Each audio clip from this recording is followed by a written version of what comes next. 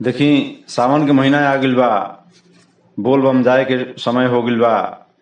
आने कोरोना के अत्याचार सहल निखे जात। एगो शिव भक्त कैसे कहता रे अपन दुख प्रकट करता रे भोला बाबा से। सुनी। जग में कोरोनवा कैलाश बड़ा अत्याचार, भोला शिव दानी। बड़े बड़े डॉक्टर लोग भइले लाचार, भोला शिव दानी। बड़े बड़े डॉक्टर लोग भइले लाचार, भोला शिव दानी।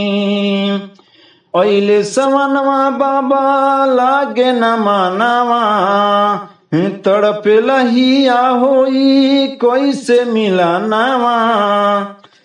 कहे कंवरिया कैसे आई दुआर, भोला शिव दानी। जग में करुणवा कैलस बड़ा अत्याचार, भोला शिव दानी। जग में करुणवा कैलस बड़ा अत्याचार, भोला शिव दानी। चले न बस रेल कौनो सवारी, दूर के कंवरिया कैसे आई है दुआरी। करे इंतजार बाबा सुया पहाड़, भोला शिव दानी। जग में करुणवा कैलस बड़ा अत्याचार, भोला शिव दानी। जग में करुणवा कैलस बड़ा अत्याचार, भोला शिव दानी।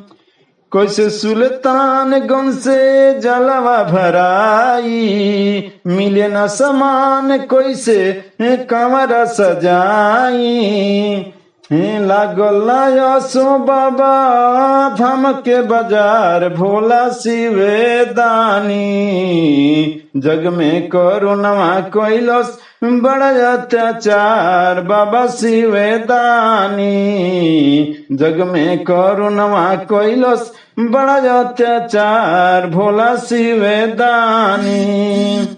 चिंता में बाड़े असो सारा कंवरिया, हाथ जोड़ी कहे बाबा कृष्ण मरण पुरिया।